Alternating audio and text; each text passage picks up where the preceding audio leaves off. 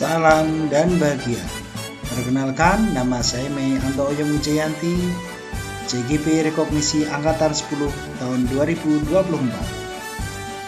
Saya akan memaparkan aksi nyata modul 1.4 budaya positif. Belajar bergerak berbagi untuk negeri, guru penggerak majukan pendidikan, guru penggerak menghamba pada murid, kreatif rancang pembelajaran, hargai potensi, tingkatkan prestasi, lahirkan profil pelajar Pancasila. Belajar bergerak berbagi untuk negeri, kita menjalin kolaborasi. Belajar bergerak berbagi untuk negeri, demi bakti pada Ibu Pertiwi.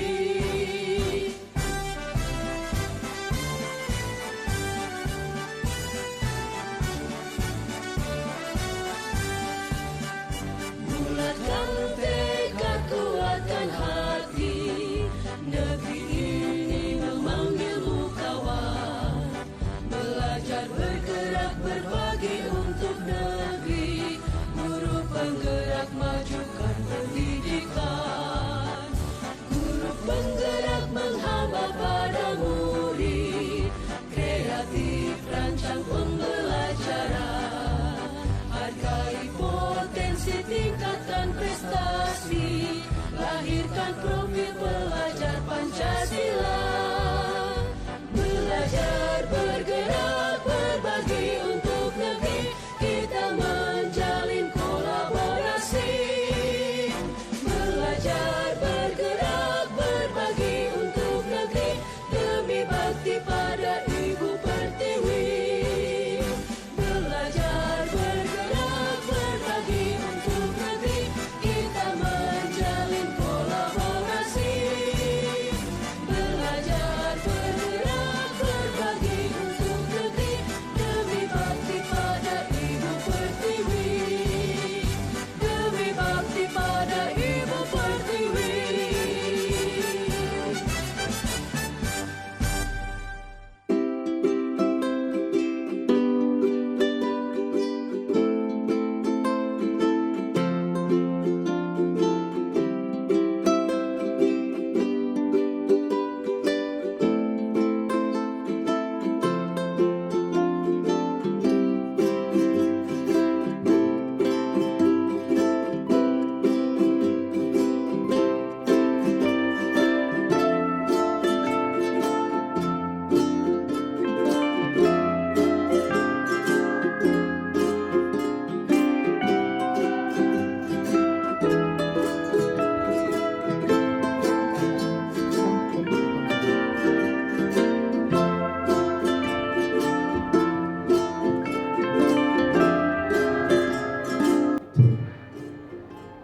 Bismillahirrahmanirrahim. Assalamualaikum warahmatullahi wabarakatuh.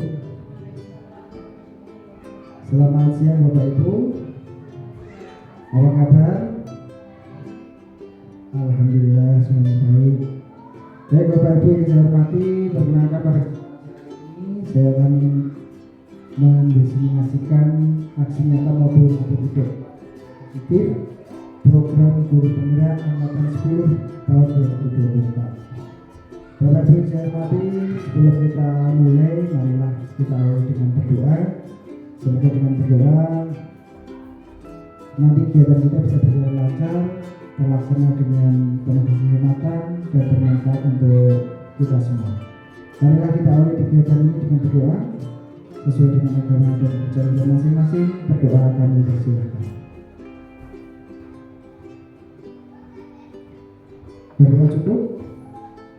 Baik Bapak Ibu, pada siang hari ini kita akan menyampaikan tentang budaya positif, di mana ini menjadi bagian dari rangkaian program guru penggerak yang mungkin perlu kami sampaikan Bapak Ibu bahwa program guru penggerak ini ada 10 modul, di mana saat ini kebetulan saya selain fasilitator juga mengikuti program calon guru penggerak rekognisi.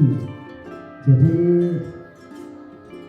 saya ada di dua peran sebagai fasilitator juga CGB rekognisi angkatan 10 tahun 2024. Terkait dengan apa yang kami sampaikan bahwa modul di program guru penggerak ini segera saya sampaikan agar nanti Bapak Ibu ketika mengikuti program guru penggerak sudah ada gambaran dimana program guru penggerak ini ada 10 modul.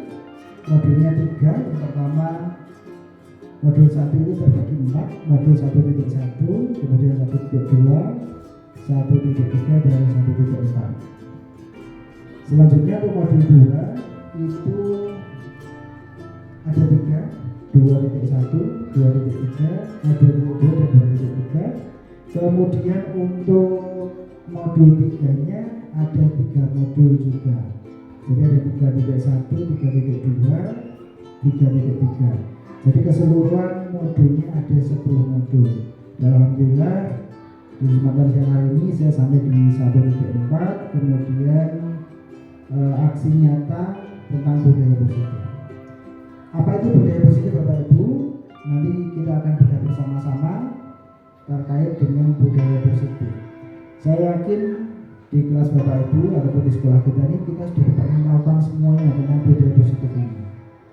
Banyak hal yang kita laksanakan dari awal pembelajaran sampai hari ini sudah menerapkan budaya positif ini.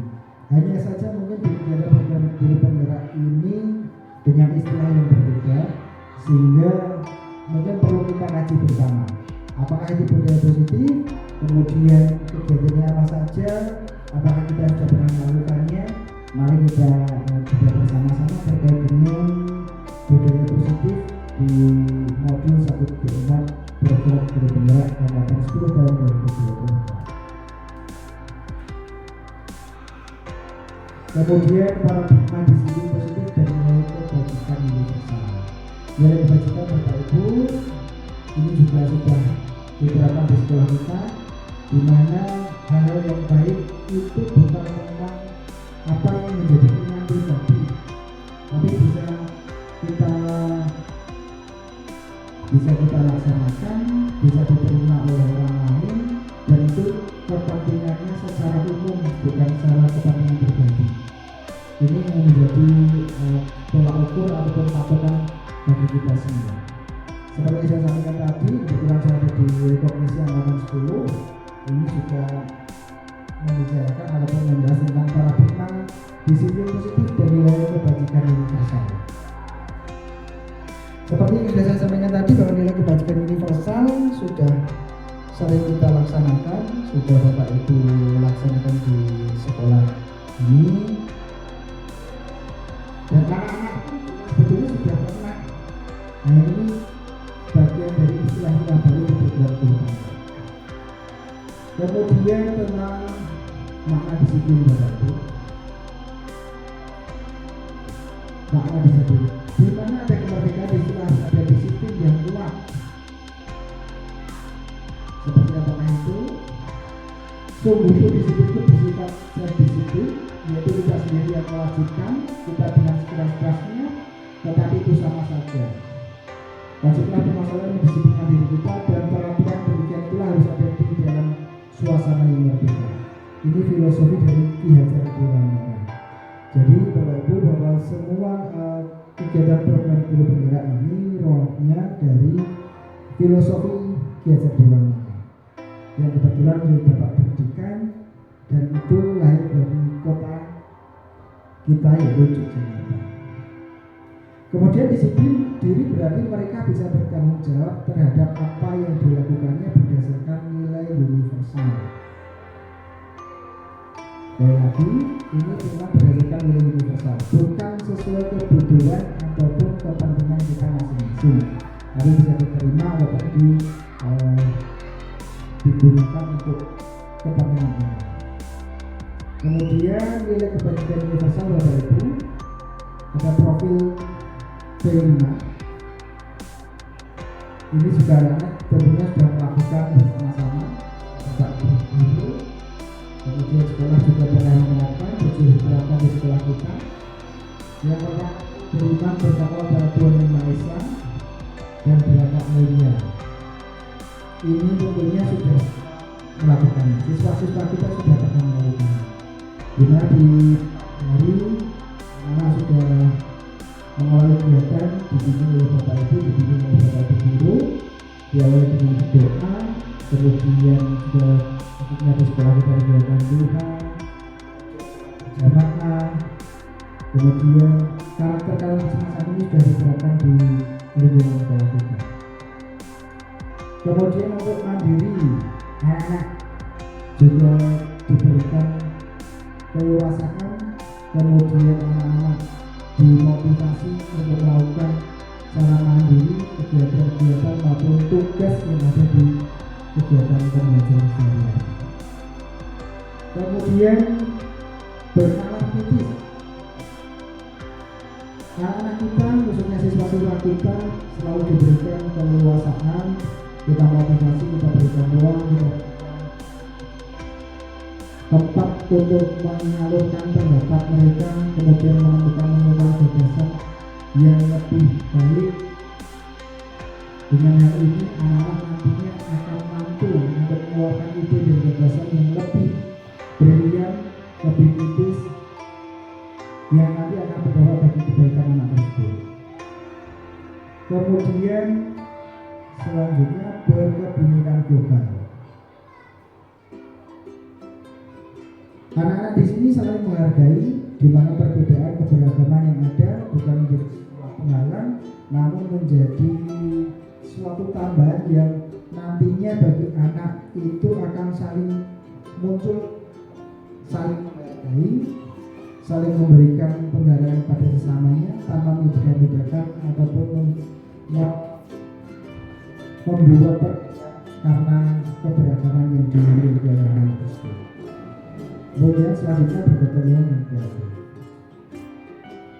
Kemudian selanjutnya Bapak Ibu tentang teori motivasi hukuman dan restitusi. Teori motivasi, hukuman dan penghargaan serta restitusi. Terkait dengan teori motivasi, ini untuk menghindari ketidaknyamanan atau hukuman. Banyak hal di lingkungan kita ketika beberapa periode sebelumnya bahwa anak-anak itu sering mendapatkan hukuman. Apakah ini salah? Tentunya ini bukan sebuah pembenaran ataupun juga mencari kesalahan, tapi bagaimana kita memberikan hal yang terbaik bagi anak agar nanti anak-anak itu, siswa-siswa kita lebih nyaman dalam belajar dan menghasilkan sesuatu yang luar biasa yang berakibat ataupun yang berdampak baik bagi masa depan anak tersebut. Kemudian harapannya juga untuk mendapatkan penghargaan dari apa yang telah mereka laksanakan. Kemudian selanjutnya untuk menjadi orang yang mereka inginkan dan menghargai diri sendiri dengan nilai yang mereka percaya. Nah ini Bapak Ibu yang kita sepakati bersama tentang menghargai diri sendiri. Beda sedikit anak itu yang kurang mampu untuk menghargai diri sendiri, hanya melihat kekurangan sendiri tapi melihat orang lain lebih hebat.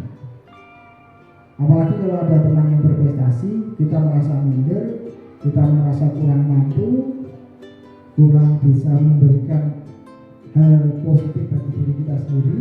Padahal inilah yang menjadi tantangan kita, bahwa kita harus mampu memotivasi anak untuk menemukan dirinya agar menjadi lebih dari sebelumnya, menjadi pribadi yang mempunyai kemampuan dan motivasi yang luar biasa. Seperti dari filosofi Ki Hajar Dewantara bahwa anak itu mempunyai tabula rasa, mempunyai kemampuan masing-masing. Di mana di dalam tabula rasa ini anak itu sudah ada gambaran dari awal, dari lahir.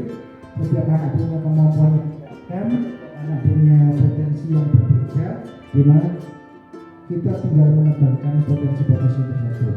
Jadi kita tidak perlu memberikan justifikasi bahwa anak ini tidak mampu, sedangkan anak yang lain itu adalah mempunyai kecerdasan ataupun kelebihan yang berbeda.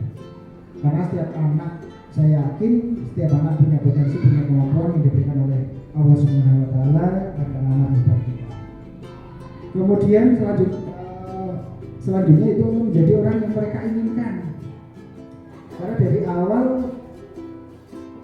ini menjadi bagian dari peninggalan sejarah tempo lalu atau masa lalu bahwa anak-anak itu biasanya punya cita-cita karena harapan dari orang tua. Harapannya anak ini menjadi dokter, harapannya anak-anak ini menjadi seorang polisi. Nah di sini semoga dengan perubahan ini anak-anak nanti menjadi orang yang mereka inginkan sesuai dengan kemampuan dan potensi.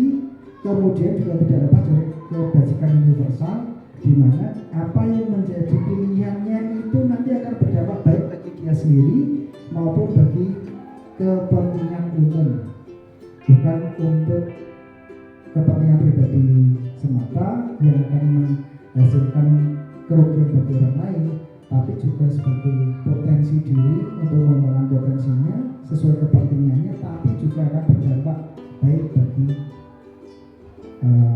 secara universal ataupun secara umumnya. Kemudian selanjutnya dari Ibu, ini tentang restitusi. Restitusi adalah proses menciptakan kondisi bagi murid untuk memperbaiki kesalahan mereka. Nah ini itu yang masih jarang, ini masih jarang untuk memberikan restitusi. Jadi ketika kita anak itu punya kesalahan, belum banyak porsi yang saya berikan kepada anak untuk memperbaiki kesalahan mereka, karena masih ada wacana kalau anak salah kita berikan hukuman. Nah ini yang sama-sama mari kita pahami bersama bahwa restitusi di materi ini adalah untuk menciptakan kondisi bagi murid untuk memperbaiki kesalahan mereka sehingga mereka bisa kembali pada kelompok mereka. Anak banyakkan yang menjadi seorang yang salah kemudian diberi hukuman seolah sudah terpisah dari komunitasnya, karena anak ini bandel, karena anak ini sulit untuk diajak belajar. Ini yang perlu kita pelajari dan ambil hikmahnya, kemudian kita bagaimana mencari solusi untuk memperbaiki hal tersebut. Dimana ketika anak kita berikan kesempatan untuk memperbaiki kesalahan, anak akan cenderung lebih bersemangat lagi, akan merasa dirinya akan dihargai, kemudian nanti akan menemukan potensi-potensi yang luar biasa yang anak tersebut akan mampu, akan merubah dirinya. Ketika saya diberikan kesempatan untuk memperbaiki diri, saya pun akan berjuang dan berusaha untuk memperbaiki sehingga nantinya saya akan lebih baik lagi. Ini Bapak Ibu, semoga nanti di kelas Bapak Ibu juga sudah pernah dilaksanakan restitusi ini. Ini jadi bagian dari materi baru yang mungkin ada di program guru penggerak ini. Semoga nanti dengan adanya restitusi ini kita nanti akan mengurangi hukuman kita kepada anak-anak, kita akan memberikan kesempatan kepada anak untuk memperbaiki kesalahan mereka sehingga bisa kembali ke kelompoknya. Kemudian anak tersebut juga bisa mampu memperbaiki diri sesuai dengan potensi, kemudian juga menjadi pribadi yang lebih baik lagi. Kemudian 5 kebutuhan dasar manusia. Nah ini Bapak Ibu, mari kita sikapi bersama tentang 5 kebutuhan dasar manusia. 5 kebutuhan dasar manusia yang pertama yaitu kebutuhan bertahan hidup. Ini tentunya sudah menjadi gambaran kita atau kita sudah memahami tentang 5 kebutuhan dasar ini. Meskipun secara umum sebetulnya kita ketika melihat kebutuhan banyak sekali kebutuhan kita sebagai makhluk hidup atau penciptaan Tuhan, namun kita lebih spesifik lagi yaitu tentang 5 kebutuhan dasar manusia. Yang pertama itu kebutuhan bertahan hidup, di mana sebagai pribadi ataupun sebagai personal kita tentunya butuh hal tersebut yang mana Bapak Ibu bahwa kebutuhan bertahan hidup ini jadi kebutuhan dasar manusia, di mana kita akan merasa aman, kemudian kita nyaman dalam kehidupan sehari-hari, tidak ada serangan ataupun tekanan dari pihak manapun. Ini menjadi satu kebutuhan hidup yang mendasar, di mana kita dalam melaksanakan kegiatan dalam keseharian itu kita lebih nyaman, kemudian badan kita tidak ada gangguan dari pihak-pihak manapun. Kemudian yang kedua Bapak Ibu, yaitu kasih sayang dan rasa diterima. Ini juga menjadi kebutuhan dasar kita. Saya dan rasa diterima sebagai kebutuhan untuk diterima di ini khususnya anak-anak Bapak. Terlebih anak yang merasa kurang mampu, punya beberapa hal yang dianggap kurang baik, ini yang perlu kita sikapi. Kasih sayang dan rasa diterima di lingkungan ini menjadi satu hal yang sangat bagus, di mana ketika kita melihat anak-anak sudah dianggap kurang mampu, dia akan tersisih, dia akan terpinggirkan. Padahal kembali lagi bahwa seperti filosofi KHD tadi, kejadian bahwa setiap anak punya kemampuan yang beragam. Bagaimana kita memberikan semangat ataupun mengapresiasi anak tersebut sehingga menjadi pribadi yang lebih baik. Jadi kebutuhan untuk diterima. Ketika anak didik kita semuanya kita berikan kasih sayang, diterima dengan rasa yang ikhlas, rasa yang nyaman, anak-anak pun ketika mengikuti kegiatan pembelajaran juga akan menjadi pribadi yang lebih nyaman.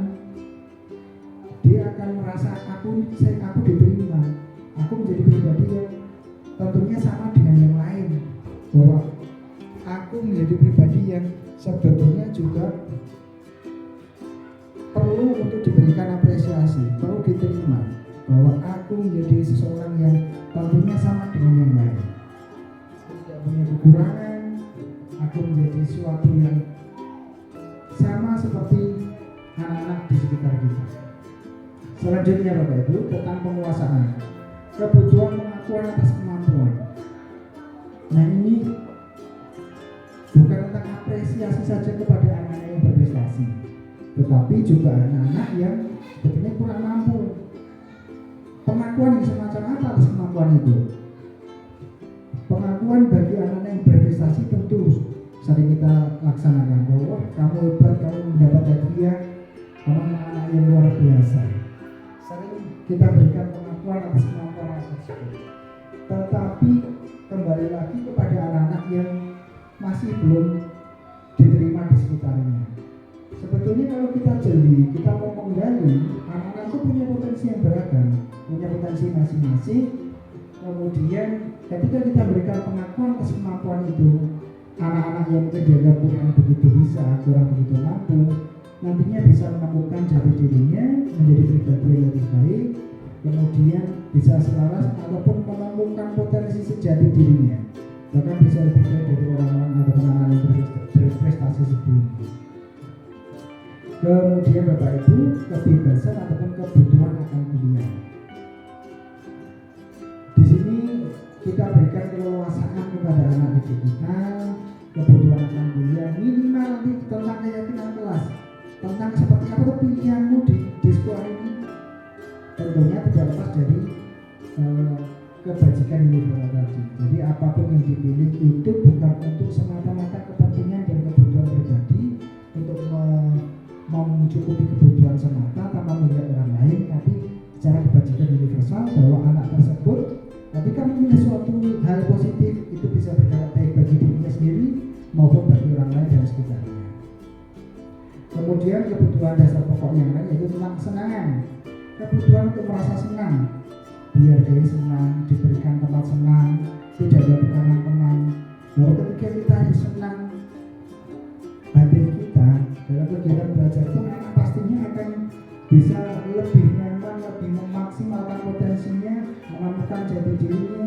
Kemudian nanti imbasnya anak juga akan mampu lebih mengoptimalkan potensi itu untuk meraih prestasi yang lebih baik lagi. ini tentang keyakinan kelas. Apa itu keyakinan kelas Bapak Ibu? Apakah kita sudah pernah menerapkan? Tentunya sudah. Cuman ini sebagai kemarin ini bisa dikatakan kesepakatan kelas ataupun apapun itu, namun kita mungkin inilah istilah baru. Cuman mungkin muncul lagi, mengapa yuk keyakinan kelas, mengapa tidak peraturan kelas saja? Ini menjadi pertanyaan yang luar biasa. Seseorang akan lebih tergerak dan bersemangat untuk menjalankan keyakinannya daripada hanya sekedar mengikuti serangkaian peraturan tertulis tanpa makna. Keyakinan kelas itu muncul dari tadi yang sebelumnya muncul. Nah, kebebasan ataupun kebutuhan akan pilihan. Pendapat anak-anak diberikan kebebasan untuk menyampaikan apa yang menjadi keinginan anak tersebut, tapi tanpa lepas dari nilai-nilai kebajikan universal yang nanti akan bermanfaat bagi anak-anak tersebut dan juga lingkungannya. Kemudian lagi Bapak Ibu, ini keyakinan kelas ini nantinya akan dijadikan semacam kesepakatan atau peraturan kelas yang disepakati bersama, kemudian dilakukan, ditaati, tapi itu semua sumbernya dari keinginan anak-anak tersebut. Keinginannya seperti apa? Dan saya yakin itu yang disampaikan nanti juga hal positif yang nanti akan berdampak, berpengaruh, kemudian juga bermanfaat bagi anak-anak tersebut. Seperti apakah keyakinan kelas itu Bapak Ibu? Ini prosedur pembentukan keyakinan kelas. Prosedurnya yang pertama, mengajak murid untuk bercurah pendapat tentang peraturan yang perlu disepakati. Nah ini Bapak Ibu, nanti kita bisa mengimplementasikan setelah kegiatan ini, mengajak murid untuk bercurah pendapat tentang peraturan yang perlu disepakati. Apa saja yang perlu disepakati? Anak-anak tentunya nanti akan mengeluarkan pendapatnya, mengeluarkan gagasannya. Apa saja yang perlu disepakati? Tentunya hal yang positif yang berdampak baik bagi kemajuan pendidikan khususnya di kelas. Kemudian yang kedua, mencatat semua masukan-masukan para murid. Jadi semua masukan dicatat. Seperti apakah masukan-masukan polos yang disampaikan oleh anak, nanti akan muncul masukan-masukan yang luar biasa dari anak-anak tersebut. Kemudian mengganti kalimat-kalimat dalam bentuk negatif menjadi positif. Apa saja itu kalimat negatif? Biasanya larangan menjadi himbauan. Itu yang bagian-bagian dari perubahan kalimat negatif menjadi kalimat positif, yang mungkin karena anak-anak cara menyampaikan kalimatnya juga masih sangat polos. Jadi kita sebagai seorang pendidik, guru, pendamping bagi anak-anak, kita mengarahkan kegiatan tersebut dari hal yang negatif, kalimatnya juga menjadi kalimat yang positif. Kemudian tinjau murid data curah pendapat yang sudah dicatat. Kemudian setelah keyakinan sekolah atau kelas selesai dibuat, maka semua warga kelas dipersilakan meninjau ulang dan menyetujuinya dengan menandatangani keyakinan sekolah atau kelas tersebut. Jadi anak-anak setelah kita memberikan kesempatan untuk bercurah pendapat, kita catat, kemudian untuk meninjau ulang mana saja yang perlu kita disepakati, apakah semuanya atau sebagian yang sesuai dengan keinginan bersama atau kesepakatan bersama. Keyakinan sekolah selanjutnya bisa dikatakan jadi dinding yang ditempelkan di dinding kelas, di mana di tempat itu mudah untuk dilihat semua warga kelas. Ini salah satu contohnya Bapak Ibu tentang pelaksanaan pembuatan keyakinan kelas yang sudah dilakukan. Ini yang ditempel ini adalah semua hasil curah pendapat dari anak-anak, yang mana itu menjadi ungkapan polos keinginan anak-anak tentang hal-hal positif, hal-hal baik yang akan dilaksanakan di kelas masing-masing. Dan alhamdulillah kemarin ini juga menghasilkan kesepakatan kelas atau keyakinan kelas yang positif yang bisa disepakati setelah ditinjau ulang.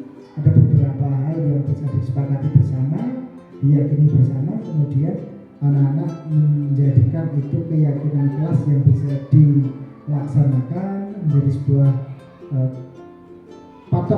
patokan ataupun tolak ukur untuk ketertiban bersama. Dari berbagai tindakan di tempat yang mudah dipenuhi oleh anak-anak atau bisa dilihat. Kemudian 5 posisi kontrol Bapak Ibu, ya ini tambah lagi hal baru di program guru penggerak ini, yaitu tentang 5 posisi kontrol. 5 posisi kontrol yang pertama tentang penghukum, kemudian pembuat merasa bersalah, kemudian teman, kemudian pemantau, kemudian manajer. Seperti apakah Bapak Ibu? Yang pertama penghukum. Penghukum itu biasanya ada suara tinggi. Ada suara tinggi, kemudian bahasa tubuh, bisa melotot, jari menunjuk ke anak, apalagi ke depan itu kita seorang penghukum ataupun menghardik. Kemudian dampaknya apa dengan penghukum itu? Apakah dampaknya baik ataupun positif? Ternyata tidak. Hasil kemungkinan murid akan marah dan mendendam atau bersifat agresif. Ini yang dampaknya kurang baik ketika kita sebagai seorang penghukum bagi guru. Apakah kita masih menjadi seorang penghukum Bapak Ibu? Selanjutnya, kemudian membuat merasa bersalah. Membuat merasa bersalah, nada suaranya melas, halus, sedih, bahasa tubuh merapat pada anak. Hasilnya apa? Berdampak baik, murid akan merasa bersalah. Meskipun kita tidak berteriak-teriak, tapi akan membebani perasaan siswa. Kemudian siswa akan merasa aku menjadi bersalah. Aku menjadi, karena aku semua menjadi suatu ketidakberhasilan ataupun menjadi suatu kegagalan. Kemudian teman, nada suara ramah. Apakah kita menjadi guru sebagai seorang teman terhadap murid? Nada suara ramah, akrab, bercanda, bahasa tubuh, merasa merapat pada murid, mata dan senyum jenaka. Hasilnya, murid akan merasa senang dan akrab dengan guru. Seandainya kita berteman dengan murid. Selanjutnya sebagai pemantau. Posisi pemantau berdasarkan pada peraturan dan konsekuensi. Hasilnya seperti apa? Murid memahami konsekuensi yang harus dijalankan karena salah satu peraturan sekolah. Ini ketika kita menjadi pemantau bagi murid kita. Selanjutnya Bapak Ibu, kita sebagai manajer. Jadi yang pertama tadi sebagai penghukum, kemudian membuat merasa bersalah, ketiga teman, keempat pemantau, dan kelima manajer. Posisi manajer itu posisi di mana guru berbuat sesuatu bersama dengan murid, mempersilahkan murid mempertanggungjawabkan perilakunya, mendukung murid agar dapat menemukan solusi atas permasalahannya sendiri. Ini yang paling bagus di antara 5 tadi Bapak Ibu. Dan alhamdulillah ini tentunya Bapak Ibu sebagai manajer di kelas masing-masing nantinya bisa menerapkan metode ini dan harapannya nanti akan berdampak baik bagi siswa semua. Baik Bapak Ibu, tidak terasa kita dari kegiatan awal sampai akhir, kita sampai di kegiatan hasil terakhir tentang 5 posisi kontrol kita sebagai seorang guru. Nanti silakan Bapak Ibu untuk lebih memperdalam lagi tentang apa yang menjadi materi hal-hal baru yang sudah kita pelajari bersama tadi. Semoga apa yang menjadi pembicaraan kita hari ini, materi-materi dari awal sampai akhir bermanfaat bagi kita semua. Namun bila mana nanti ada hal yang perlu didiskusikan, silahkan untuk disampaikan, bisa bertanya langsung ataupun besok ketika kita menerapkan ternyata masih ada beberapa diskusikan, silakan saja Bapak Ibu, nanti masih ada beberapa waktu untuk kita diskusi. Kemudian besok selama penerapan ternyata kita menemukan kendala, tantangan, hambatan atau menemukan suatu yang baru, bisa didiskusikan ulang sambil kita mengimplementasikan untuk kedepannya, untuk materi-materi selanjutnya, sehingga kita bisa membawa ilmu ini untuk kemajuan pendidikan khususnya di sekolah kita. Demikian Bapak Ibu, terima kasih atas kebersamaan Bapak Ibu, perhatian Bapak Ibu, serta motivasi dari Bapak Ibu semua untuk kegiatan kita hari ini. Namun langkah lebih baiknya, marilah kegiatan kita akhiri dengan berdoa. Semoga keikhlasan Bapak Ibu menjadi pahala yang berlipat bagi Bapak Ibu semuanya. Baik Bapak Ibu, marilah kita akhiri kegiatan kita hari ini dengan mengucap alhamdulillah bersama-sama. Alhamdulillahirobbilalamin. Terima kasih. Assalamualaikum warahmatullahi